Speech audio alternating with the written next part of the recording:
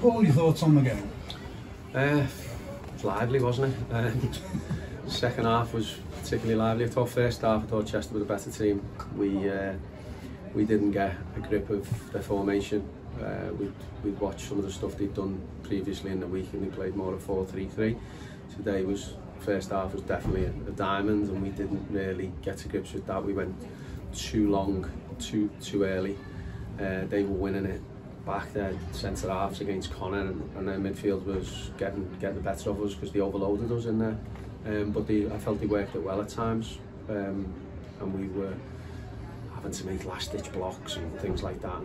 But we never had any control of the game at any point in the first half, to be honest. Although first couple of minutes, Connor has a great chance down the side. So yeah, obviously you get into half time and you're happy that you're well in the game, looking to improve it for the second half, which I felt we did. It was a classic derby game, wasn't it? It was fast, it was frenetic, no quarter asked or given. No, there wasn't. There was some good tackles, some hard tackles, some things that you like to see that seemed to be going out of the game. I thought Jack Hunt and Jay Harris Jack made 3 tackles in the second half, and you look at Bradley's against Real Madrid this week, and it was a proper tackle, which I didn't mind a few of them at the time, but no, I felt second half when we came out and we had a bit more control. Then we made the change and we brought Jack off and pulled Bowen in, put Connor to the left and Josh in front, and to be honest, I felt we were getting on top at that period and deserved to go in front. Well, yeah, a few talking points. Firstly, the penalty. I don't think there was any doubt it was a penalty. No, it's a penalty. Elliot done great today, and he done great for the penalty. He gets sort of under his man. He rolls him, and then he pulls him down. Why he wasn't booked, I don't know, because there was no attempt for the ball, but only the ref can answer that really. I did ask the question to the fourth, and the fourth didn't know himself, even though he's mic'd up. You can ask him, but yeah, and at 1-0, I felt we were in control. Controlling. And then, of course, the red card. What your thoughts on the red card? I genuinely didn't see the red card. I spoke to the lads and I asked the fourth. The fourth said he didn't see it, but the linesman did. He just said that he's flung his arm back. He's obviously not hurt the lad, but you can't do it. And an experienced player like Rawlinson, any contact from a thrown arm, he's gonna play the game with it, because we would, and Josh's fell for that one. It's disappointing because, like I say, I felt we were in control at that point, and Josh has come on as well to be good in our box. And when you lose him and you lose a man, obviously Burke's been a threat. That certainly gives them the boost, doesn't it? Well, Burke's been scoring goals in the last few weeks. He always chips in with a goal because he attacks the ball really well from set pieces, and it's a great delivery from weeks. He put a number of good crosses in. To be fair, and we defended well up until that point. They got a couple of free headers in the first half, which we got lucky with. Dan made a good save on one, but I felt in the second half we handled every set piece until that one, and it would be that one, wouldn't it? But yeah, disappointing obviously, because I think the cards definitely cost us. Obviously pleased that we've played well in the second half.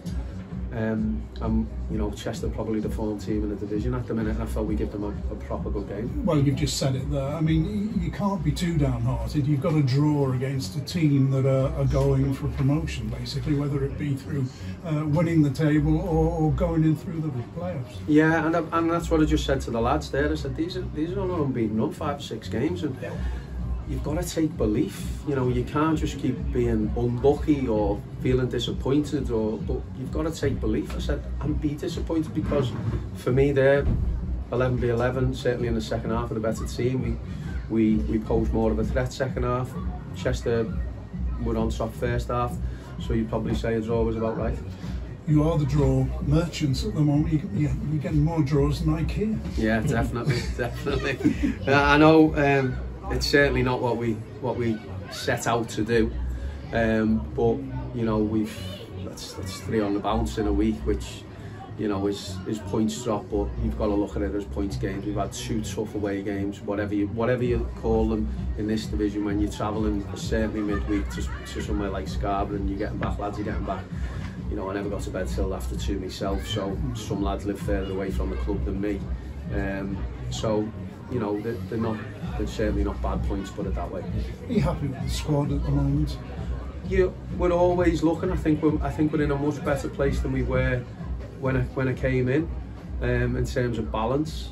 I feel we've got a bit more balance. I think Elliot gives us a different threat, which we never had. I think he's done really well. I thought Jack on second half done really well on the far side. You know, and I think midfield options, we've got men to go in there who will help us out. And Jay Harris coming back. I thought Jay was outstanding today. I thought he was everywhere. I thought he was outstanding. He was clever.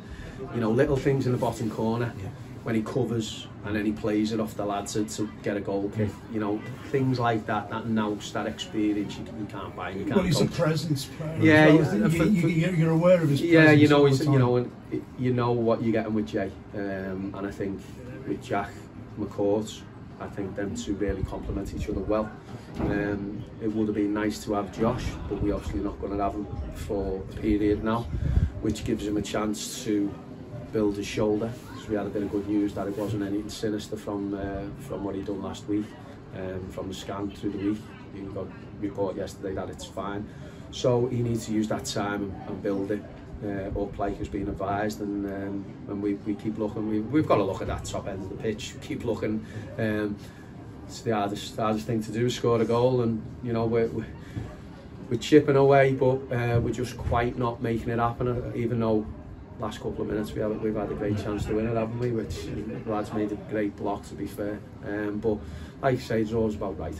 Yeah. Paul, thanks for talking to us. I was going to come on to that last 10 minutes, Cards, after the equaliser. Are you pleased with the way you kind of settled things down there? Because you probably could have buckled at that point, and maybe you would have a few weeks ago, but like I say, you probably had the best chance in that last 10 minutes. Well, we did have the best chance. I think they had one. I think they got round the back of us once where the lad has not made a good decision on it, and he's let an opportunity pass. But certainly when we broke at the end, you're just wanting it to, you know, to scobble into the bottom corner, doesn't it? But probably like what we do seems to be, we connect too well, and the keeper's set for that connection. They're not set for the scuffs into the bottom corner, and we just don't seem to be scoring those goals or taking those chances in that manner. But that's where we're looking for the goal scorer, aren't we? And they do score in that way. But we keep working. As I say, the lads have done great this week. I can't complain. Yeah. Do you feel like you're becoming tougher to beat now? It's 3 draws in a week. You know, it's baby steps forward in the right direction, isn't it? I think we're a lot tighter than what we were. I mean, when I first came in, I think I said it a few times, we're wide open at times. We are wide open, and I think obviously having Jack McCourt in the middle of the pitch next to Jay, because you know Jay wants to forage, he wants to go everywhere wherever the ball is. And then you've got good options in that advanced midfield area. You can always drop Matty back, you can play Bowen in the 10, who I thought was brilliant second half, by the way, as well. We've had some good performances today, and individually, like I say, it was you know, you're disappointed because of what could have been if you stay with 11 men on the pitch, but you know, you've got to be able to handle the adversity, which I felt we did.